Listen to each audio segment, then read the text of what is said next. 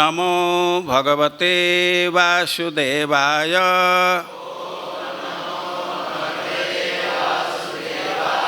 ओम नमो भगवते वासुदेवाय।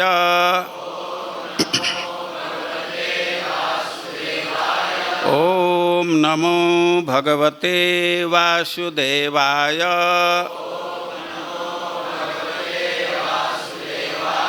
श्री नारद उवाच स इत्थं दैत्यपतिना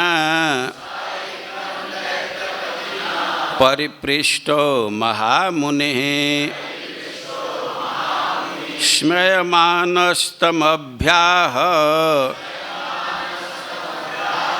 तद्भागामृतयन्त्रितः। श्री ब्राह्मण उवाच वेदेदमसुरश्रेष्ठ।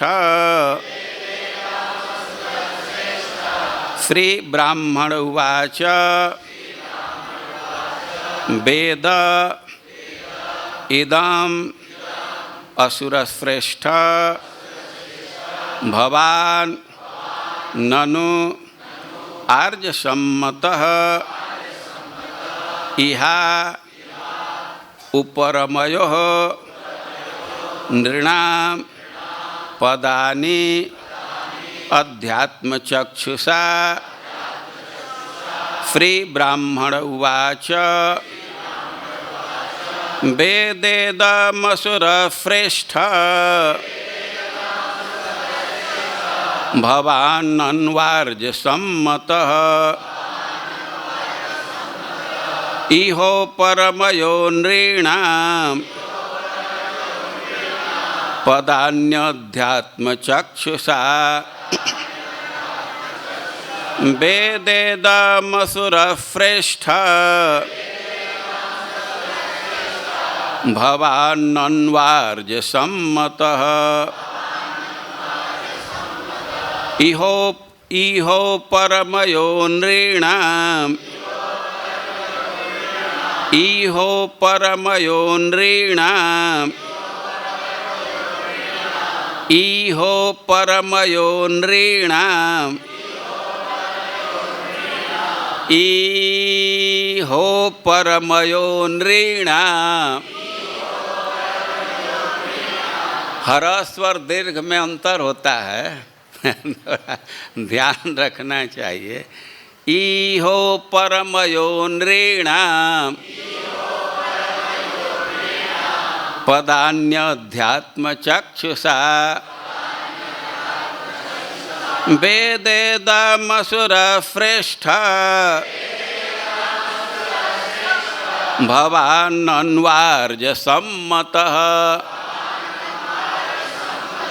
इहो परमयो नृणां पदान्यध्यात्मचक्षुषा। श्री नारद उवाच स इत्थं दैत्यपतिना परिपृष्टो महामुनिः स्मयमानस्तमभ्याह तद्भागामृतयन्त्रितः।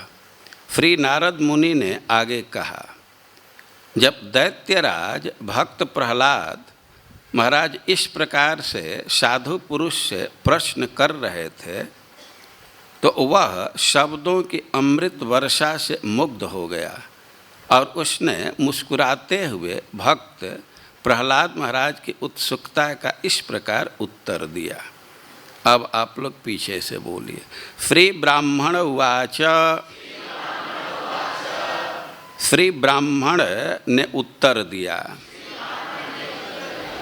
वेद ठीक से जान लो, इदम ये समस्त चीज़ें असुर श्रेष्ठ, हे असुरों में श्रेष्ठ, भवान आप ननु निसंदेह आर्य सम्मतः जिनके कार्य सभ्य मनुष्यों द्वारा अनुमोदित होते हैं। इहा ईहा प्रवृत्ति का उपरमयो ह्रास का नृणाम सामान्य लोगों की पदानि विभिन्न अवस्थाएं अध्यात्म चक्षुषा दिव्य आँखों के द्वारा अनुवाद और तात्पर्य श्रील प्रभुपाद के द्वारा। अनुवाद। साधु ब्राह्मण ने कहा, हे असुर श्रेष्ठ, हे महान तथा सभ्य पुरुष द्वारा मान्य भक्त प्रहलाद महाराज, आप जीवन के विभिन्न अवस्थाओं से अवगत हैं, क्योंकि आप मनुष्य के चरित्र को अपनी स्वाभाविक दिव्य दृष्टि से देख सकते हैं और इस प्रकार आप कर्मों की स्वीकृति तथा अस्वीकृति के परिणामों से भली भांति परिचित हैं। तात्पर्य। भक्त प्रहलाद महाराज जैसा परम भक्त भक्ति में सेवा में अपने शुद्ध दृष्टि के कारण अन्य व्यक्तियों के मन की बात जान सकता है, उन जैसा भक्त दूसरे पुरुषों के चरित्र का अध्ययन बिना किसी कठिनाई के कर सकता है। जगत गुरु श्रील प्रभुपाद जय। श्रीमद् भागवतम का सप्तम स्कंध और अध्याय 13। इसमें सन्यासियों के धर्म का निरूपण किया गया। आप पहले से सुन चुके हैं। परीक्षित युधिष्ठिर महाराज नारद जी से वर्णाश्रम के विषय में सुनना चाहते हैं। वे वर्णाश्रम की क्या महिमा है, क्यों इसके विषय में जिज्ञासा कर रहे हैं और वर्णाश्रम की महिमा बतला रहे हैं कि विन्दते यत् पुमान विन्दते परमम पुमान। वर्णाश्रम ऐसी व्यवस्था है कि इसके आचरण से व्यक्ति धीरे धीरे भगवान के धाम को प्राप्त कर लेता है, मुक्ति को प्राप्त कर लेता है। और पहले सामान्य रूप से धर्म का निरूपण किया गया सभी वर्ण और आश्रम के लिए। अब इसके बाद जहाँ आश्रम की बात है तो ब्रह्मचारी और वानप्रस्थी के आचरण को बतलाए। पहले ब्रह्मचारी के आचरण को, उसके कर्तव्य को, फिर वानप्रस्थी के कर्तव्य को, और इसके बाद इस अध्याय में सन्यासी के आचरण को बतला रहे हैं। आप लोग सन्यासी के कर्तव्य के विषय में, उसके आचरण के विषय में आप लोग सुन चुके हैं। सन्यासी से अपेक्षित है कि वह सन्यास के चिन्ह को धारण करे। ये सन्यास का क्या चिन्ह है? दंड और कमंडल। दंड कमंडल लोग कहते हैं, त्रिदंड और कमंडल जलपात्र, ये चिन्ह है। तो ऐसी अपेक्षा रखी जाती है कि सन्यासी को अपना चिन्ह धारण करना चाहिए, त्रिदंड धारण करना चाहिए, जलपात्र धारण करना चाहिए। और अच्छा यह होगा कि इसके अतिरिक्त कुछ नहीं धारण करना चाहिए। सन्यासी के लिए संग्रह का विधान नहीं है, परिग्रह का विधान नहीं। उसके धर्म के विषय में लिखा गया है कि उसका स्टोर हाउस बस पेट है। अब जितना रखना हो पेट में रख लीजिए। अब ये नहीं कि कुछ आगे के लिए स्टोर कर लें, यह धर्म नहीं है।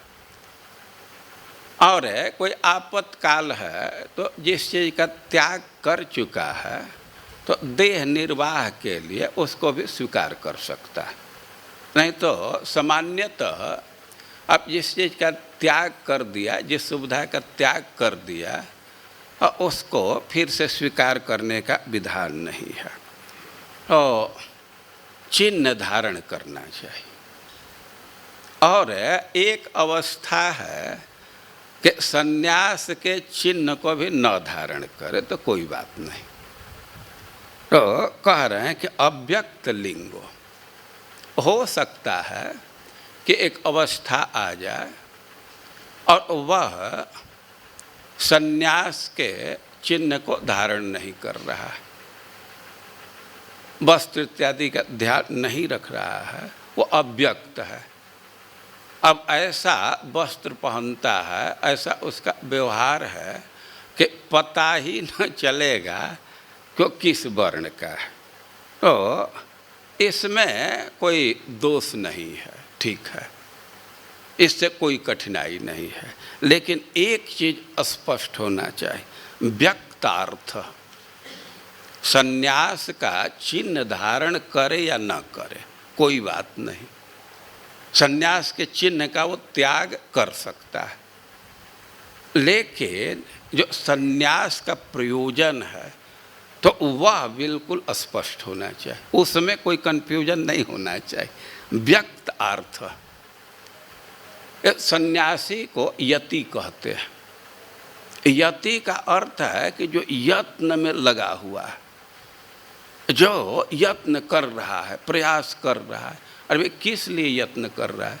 सब काम धंधा तो छोड़ दिया है, लेकिन आत्मानुसंधान के लिए, अपने स्वरूप के सिद्धि के लिए जो निरंतर प्रयासरत है, प्रयत्न कर रहा है, वो कह रहे हैं कि यह जो उसका प्रयोजन है, लक्ष्य है, तो इसके विषय में कभी कन्फ्यूजन नहीं होना चाहिए। पीछे आप लोग सुन चुके हैं, 10 नंबर का श्लोक है, अव्यक्त लिंगो व्यक्तार्थो मनीषी उन्मत्त बालवत कबीर मूकवद आत्मानम सदृष्टया दर्शय निर्णाम। अरे को चिन्ह धारण करके चले बहुत अच्छा है, लेकिन उससे भी अच्छा होगा कि सन्यास का चिन्ह भी धारण न करे। और सन्यास का चिन्ह धारण करने से और बहुत लोग नमस्कार करते हैं, क्या क्या अपेक्षा रखने लगते हैं, और कभी कभी स्वरूप के अनुसंधान में, आत्मान्वेषण में उससे भी बाधा होने लगती। भक्ति के ने एक साधक के अनर्थ के विषय में आप पढ़ेंगे तो अनर्थ का विभाजन किया गया है कि दुष्कृत से उत्पन्न अनर्थ। कोई बुरा कार्य किए हैं, कर्म किए, उसका संस्कार आता है, चित्त को बाधित करता है। और सुकृत से उत अनर्थ। और कभी कभी जो अच्छा कार्य किए हैं उसका भी संस्कार, उसका भी परिणाम बाधक होता है। और सबसे घातक होता है अपराध से उत्पन्न अनर्थ। जैसे वैष्णव का अपराध कर दिए और वो जो अनर्थ आएगा बहुत घातक होता है। और इसके साथ ही भक्ति से उत्थ अनर्थ, भक्ति करते हैं तो इससे भी कुछ अनर्थ सामने आ जाता है। बहुत लोग सम्मान देने लगते हैं, इनविटेशन देने लगते हैं, तो समय हमेशा वह सहायक ही नहीं होता है। स्त्रियां सेवा की मांग करने लगती है तो ये भक्ति से भी अनर्थ उत्पन्न होता है। इतना जरूर है कि जो 3 प्रकार का अनर्थ है, चाहे वह दुष्कृत से उत्त हो, सुकृत से हो या भक्ति से, इसको बहुत आसानी से दूर किया जा सकता है। भक्ति से अनर्थ जरूर उपस्थित हो जाता है, लेकिन थोड़ा सा सावधान रखें, अपने ऊपर एक आवरण रह करके व्यवहार करें तो भक्ति के अनर्थ कोई प्रभाव नहीं डाल पाता, उसको आसानी से रेक्टिफाई किया जा सकता है। घातक होता है जो अपराध से अनर्थ उपस्थित हो गया और उसको दूर करना बहुत मुश्किल होता है। और कोई बड़ा अपराध हो गया तो बहुत बड़ा परिणाम दिखाता है, भक्ति के ग्राफ को बहुत नीचे गिरा सकता है। किसी बहुत उन्नत वैष्णव का अपराध कर दिए और भाव भक्ति से भी नीचे आ सकते हैं। तो जो हो, हम यह कह रहे हैं कि कभी कभी साधक अपने आश्रम के चिन्ह का भी त्याग कर देता है, अव्यक्त लिंग, और इसमें कोई दोष नहीं है। लेकिन व्यक्तार्थ अपने प्रयोजन पर स्पष्ट दृष्टि होनी चाहिए, उसमें कोई कन्फ्यूजन नहीं होना चाहिए। और कह रहे हैं कि अच्छा होगा कि सन्यास के चिन्ह का गोपन कर दे और अपने को बिल्कुल उन्मत्त पागल लड़के के समान दिखावे। और कबीर मूकवद आत्मानम दृष्टिया दर्शे नृणा, अरे कि अच्छा होगा कि समाज में अपने को एकदम पागल जैसा, अज्ञ जैसा, मूर्ख जैसा प्रदर्शित करे। भले ही वो विद्वान हो और खूब चिंतनशील है, मनस्वी है, लेकिन फिर भी अपने को पागल जैसा, मूर्ख जैसा दिखावे। और सन्यासी से यह अपेक्षित है। और इस बात को स्पष्ट करने के लिए नारद जी कह रहे हैं कि अत्राप उदाहरन्तिम इतिहासम पुरातनम प्रहलादस्य च संवादम मुने राजगरस्य च। अरे कि इस सिद्धांत की स्थापना के लिए एक इतिहास उद्धृत किया जाता है। वो इतिहास कन्वर्सेशन, संवाद है प्रहलाद महाराज का और अजगर मुनि का। अजगर मुनि जो अजगर के वृत्ति को स्वीकार किया, उसको अजगर मुनि कहा जाए। अजगर जानते हैं ना, बड़ा सांप होता है, तो अजगर के वृत्ति को धारण करने वाले को अजगर कहा गया। ये दत्तात्रेय जी है। और प्रहलाद जी और दत्तात्रेय में कुछ बातचीत हुआ है और उसको इस विषय में उपस्थित किया जाता है। आप लोग कथा सुन चुके हैं कि एक बार की घटना है कि प्रहलाद महाराज अन्वेषण के लिए, समाज को देखने के लिए अपने मंत्रियों के साथ निकले। और एक पर्वत है, उसका नाम है सह्य, कावेरी नदी के तट पर है। तो उसके घाटी में एक व्यक्ति को सोए हुए देखे। उसके शरीर पर धूल जमा था और वह धूल नहीं, उसके शरीर पर धूल था और उस धूल से उसकी जो कांति थी, ब्रह्म तेज था, तो थोड़ा आवृत था, ढका हुआ था। और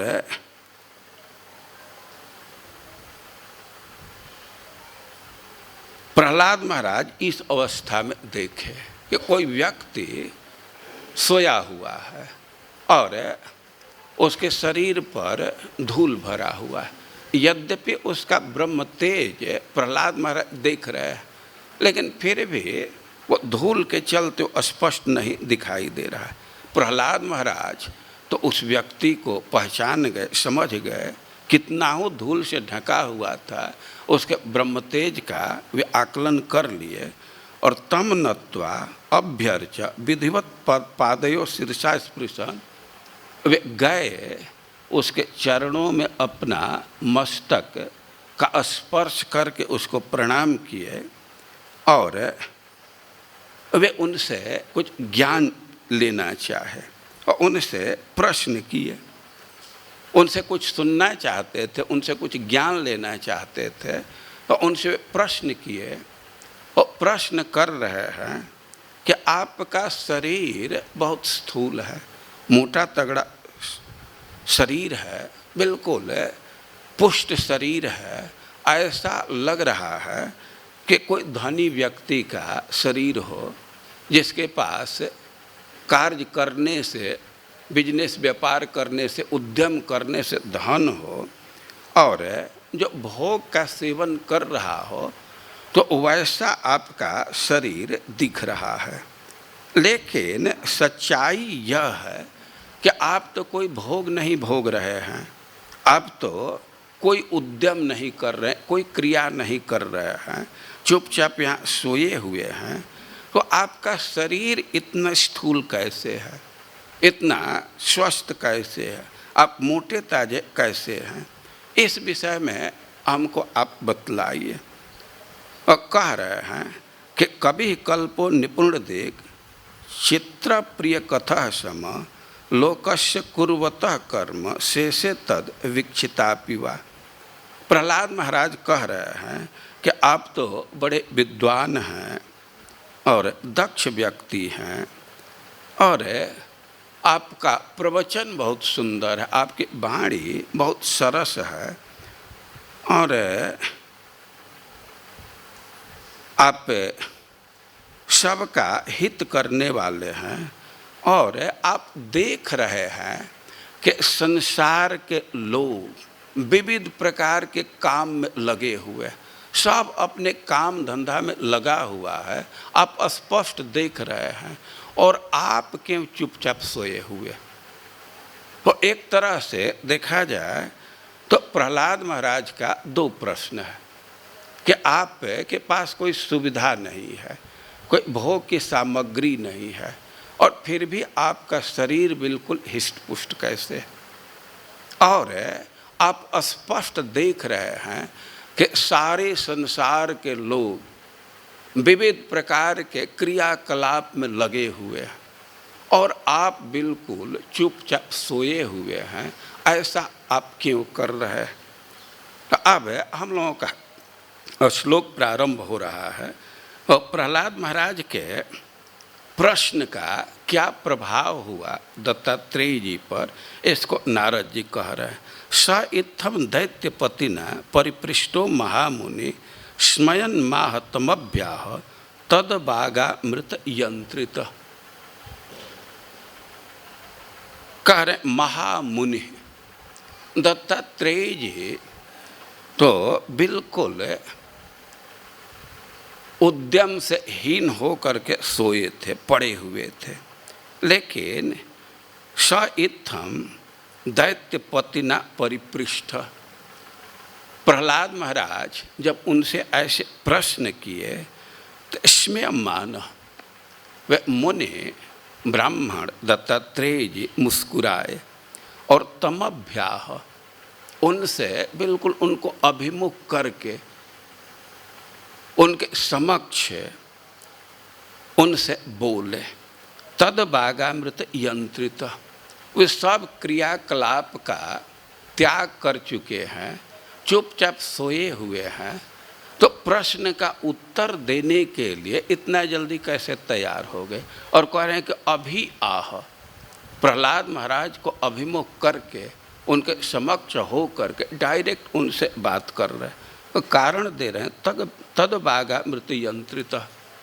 प्रहलाद महाराज के वचन इतने मधुर थे और प्रश्न इतना सुंदर है कि उससे वे यंत्रित हो गए, उससे वे बंध गए, और प्रहलाद महाराज के वचन से बंध करके वे बोलना प्रारंभ किए।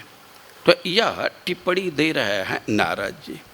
अब दत्तात्रेय जी क्या बोल रहे हैं और उसके विषय में कह रहे हैं कि श्री ब्राह्मण उवाच। दत्तात्रेय जी बोलना प्रारंभ किए। हे असुर श्रेष्ठ भवान आर्य सम्मत। प्रहलाद महाराज के विषय में कह रहे हैं कि हे असुर श्रेष्ठ, आप तो आर्य सम्मत, आपका जो भी आचरण है तो उसका आर्य लोग अनुमोदन करते हैं, वे उसकी प्रशंसा करते हैं। और भगवान वेद, आप जानते हैं, क्या जानते हैं? इहो परमयो नृणाम पदानि अध्यात्म चक्षुषा। ईहा और उपरम, ईहा उपरम दो शब्द है। नृणाम ईहा और उपम, ईहा उपरमयो, ईहा और उपरम के पदानि, उसके रिजल्ट को, उसके परिणाम को आप जानते हैं। बहुत महत्वपूर्ण बात है। दत्तात्रेय जी कह रहे हैं कि हमको बतलाने की आवश्यकता नहीं है, आप मनुष्य के व्यवहार के विषय में पहले से जानते हैं। आपको याद होगा जब प्रहलाद महाराज अपने साथियों को उपदेश देना प्रारंभ किए, उसमें प्रहलाद महाराज के विषय में टिप्पणी किया गया है, तन्निष्ठा विद्वान। अपने साथियों के निष्ठा को जान रहे थे, उसको समझ रहे थे। निष्ठा का एक अर्थ तो यह है कि प्रहलाद महाराज को पता था कि हमारे जो साथी हैं तो हम में श्रद्धा रखते हैं, हमारी बात सुनने के लिए तैयार हैं, एक अर्थ है। दूसरा अर्थ यह किया कि तन्निष्ठा, अपने साथियों के भविष्य के, उनके फ्यूचर को जानते थे कि अभी तो गुरुकुल में है, अभी हॉस्टल में है, पढ़ाई पूरा करके जाएंगे तो किस कंपनी में जाएंगे, या कंपनी वाले आएंगे यही पैसा का लोभ दे करके ले जाएंगे, कटाएंगे। तन्निष्ठा विद्वान, आगे की क्या गति होगी, हमारे साथियों का क्या भविष्य है, वे खूब अच्छा से जानते थे। और यहाँ प्रहलाद महाराज के विषय में कह रहे हैं दत्तात्रेय जी कि नृणाम इहा उपरमयो पदानि वेद। ये मनुष्य इहा मनुष्य के इहा को, इहा का अर्थ होता है चेष्टा, क्रियाकलाप, एक्टिविटी, इच्छा, वासना।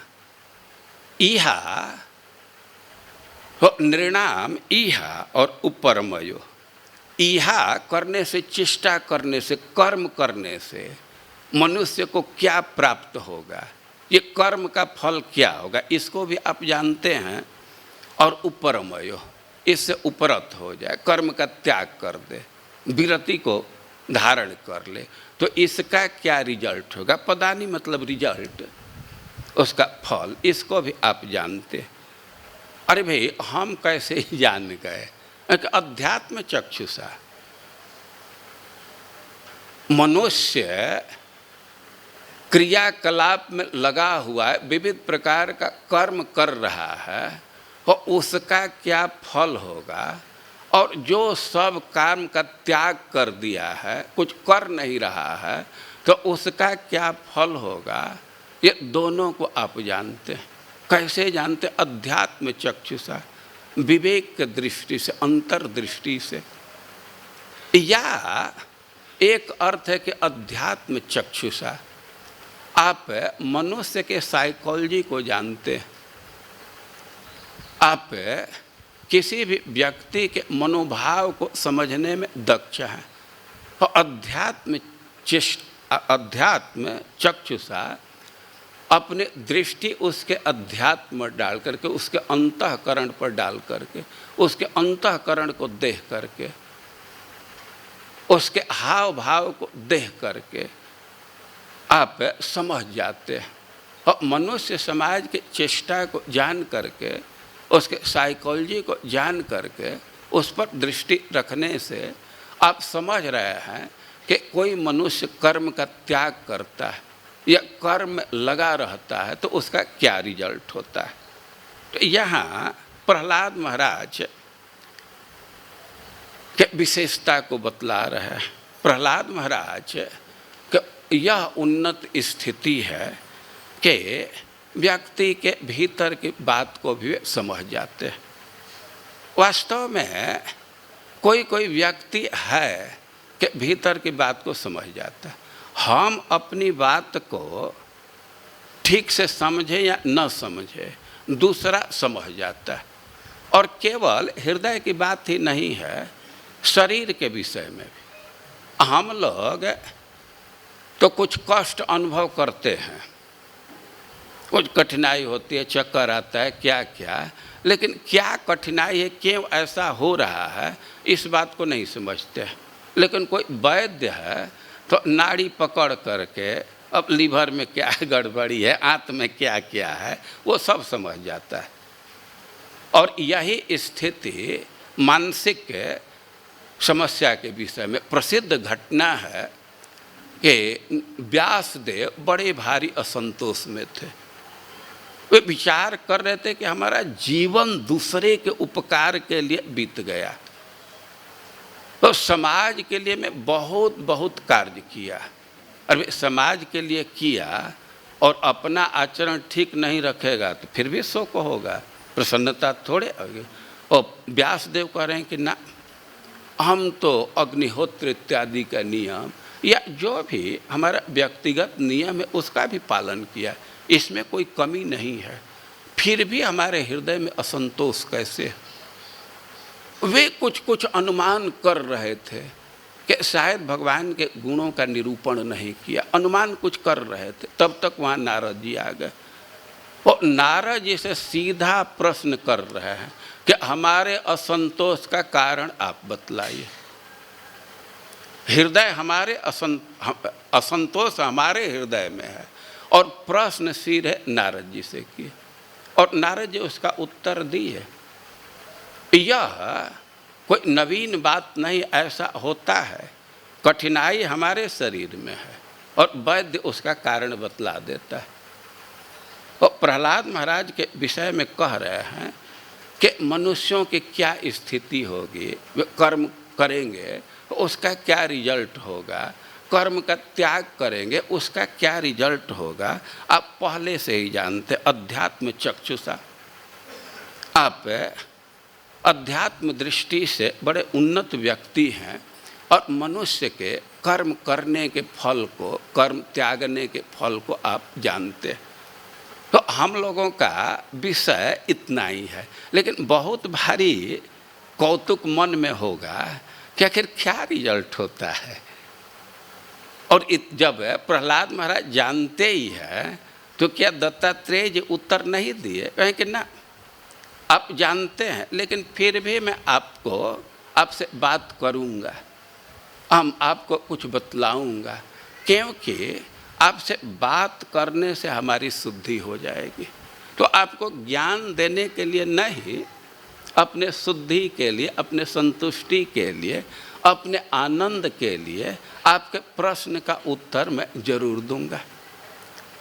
और वे उत्तर दिए कि देखिए, हम दुनिया को देख लिए, दुनिया में क्या होता है तो हमको वे पता चल गया।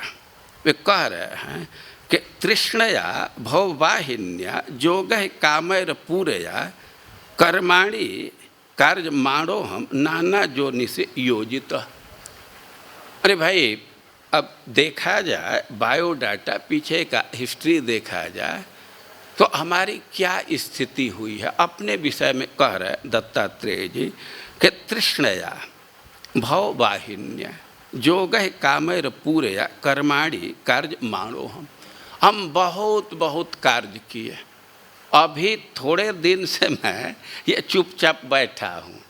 ऐसा नहीं है कि हम बहुत दिन से काम छोड़े हैं। अरे हम तो अनेक जन्म तक क्रियाकलाप में लगे रहे, कार्य माणो हम बहुत बहुत कार्य किए। वे काम क्यों कर रहे हैं तो उसका मूल कारण है तृष्णया। तृष्णा है, वासना है, भोग की लालसा है, और उसके लिए तो भोग का साधन चाहिए, और भोग के साधन के लिए कार्य करना पड़ता है। वे पैसा जुटाएंगे तब भोग का साधन मिलेगा। तो कह रहे हैं कि हम बहुत बहुत जोनी में, अनेक जीवन में ऐसा किया और बहुत सारा भोग भी प्राप्त कर लिया, योग्य ही, और जो उचित भोग है वैसा भोग प्राप्त किया। लेकिन कामय अपूरया, वो कितना हो उचित भोग हो, हमारे कामना को संतुष्ट नहीं कर पाए। भोग व्यक्ति कितना भी प्रदान करता है, वो कामना का अंत नहीं होना है, तृष्णा का अंत नहीं होना है। वो भोग देने से तृष्णा का अंत तो नहीं होता है, लेकिन उसका रिजल्ट आ जाता है भववाहिन्य। जब तक तृष्णा बना है तो जन्म मृत्यु की संस्कृति नहीं रुक सकती। तृष्णा है तो कर्म करेंगे, और कर्म करेंगे तो उसका बंधन आएगा, उसको काटने के लिए जन्म लेना पड़ेगा, फल को भोगने के लिए जन्म लेना पड़ेगा। वो कह रहे हैं कि हम तो अनेक जन्मों तक ऐसा किए, लेकिन अब संजोग की बात है, लोग पर विचार करके और खास करके दो व्यक्ति के आचरण पर विचार करने से हमको वैराग्य हो गया, और तो इसलिए मैं संतोष धारण करके बैठा। तो जो बात बोल रहे हैं दत्तात्रेय जी, तो एक चीज़ बहुत महत्वपूर्ण है, तृष्णया भववाहिन्य। ये जो हमारा भाव प्रवाह चल रहा है, जन्म मृत्यु की श्रृंखला चल रही है, तो उसका मूल कारण है तृष्णा। बलि महाराज के समक्ष भगवान भी इस सिद्धांत को दिए। बलि महाराज कहे कि 3 डेग ये क्या मांग रहे हो, मांगना है तो थोड़ा अधिक मांगो, अरे कम से कम इतना तो जरूर मांग लो कि फिर दूसरे से न मांगना पड़े, जीवन भर तुम्हारा काम चले।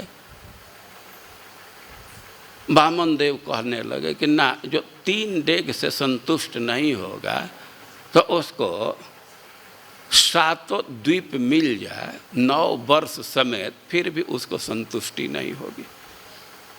और ये असंतोष बड़ा घातक है। संस्कृतर हेतु ये जो पुंसो असंतोषो, ये जो व्यक्ति का असंतोष है, यही जन्म मृत्यु का कारण है। और संतोष मुक्त स्मृत, व्यक्ति जो संसाधन सुलभ है उसी में संतुष्ट रहे तो यही मुक्ति का कारण बन जाता है। एक तरह के असंतोष है, जो तृष्णा है, तो उसके चलते मैं नाना जोनि में भ्रमण करते रहा। और संयोग से मैं देखा कि जो मधुमक्खी हैं और कितना यत्न से मधु का संग्रह करती हैं, थोड़ा थोड़ा जुटा करके, और तब तक मधुआ आता है और सबको मध को ले जाता है, और मध को भी ले जाता है और मक्खियों का जीवन भी समाप्त हो जाता है। तो संग्रह करने का तो यही पद है, यही रिजल्ट होता है। व्यक्ति बहुत बहुत प्रयास करके धन का संग्रह करता है, और धन का संग्रह कर लिया तो उसकी स्थिति होती है कि सब जगह से उसके मन में भय छा जाता है। चोर का भय, राजा का भय, स्वजन का भय।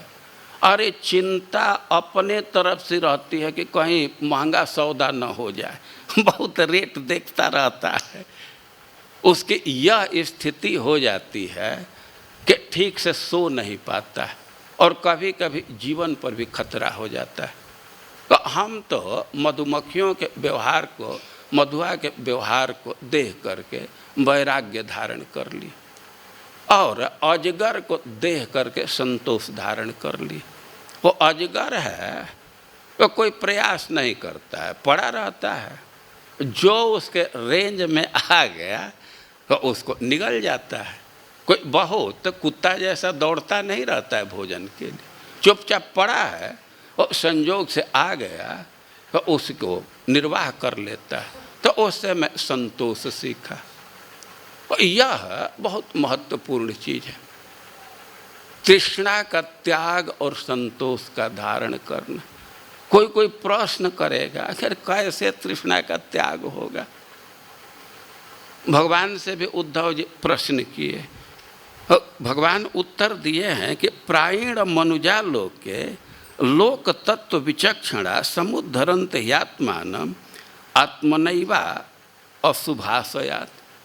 ये तृष्णा का त्याग अपनी जिम्मेवारी है। जरूर है दूसरा सहायता करेगा, गुरु के आशीर्वाद का बहुत भारी महत्व है, लेकिन सबसे महत्वपूर्ण रोल अपना है। जब तक अपना कुछ पूंजी नहीं होगा तब तक कोई कुछ नहीं कर पाएगा। और वे अपने से कैसे व्यक्ति वैराग्य ले लेगा। और श्रीमद् भागवतम में कहा गया स्वप्ने निरुक्त्या, सपना में क्या क्या भोग क्या क्या सुविधा प्राप्त कर जाते हैं, उसमें है बुद्धि करने के लिए किसी कोचिंग में जाना पड़ता है, अपने से है बुद्धि कर देते हैं ना, तो वही सिद्धांत लागू होगा। वो कह रहे हैं कि प्रायः मनुष्य जो लोक पर विचार करते हैं, संसार पर विचार करते हैं, तो अपने से उस वासना से उपरत हो जाते हैं। यह अपना कर्तव्य है। इस विषय में बहुत चर्चा श्रीमद् भागवतम में है। और जो व्यक्ति सुख चाहता है उसको तृष्णा का त्याग करना होता है, और जितना जल्दी त्याग कर दे उतना अच्छा है।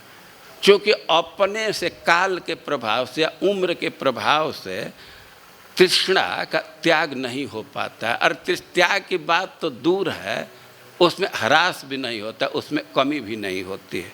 इसी से जजाति महाराज सिद्धांत दिए हैं, या दुस्त्यजा दुर्मति भी जिर्यतो या न जिर्यते। और तृष्णा को त्याग करना बहुत कठिन है। जो अविवेकी हैं उनके लिए बहुत कठिन है।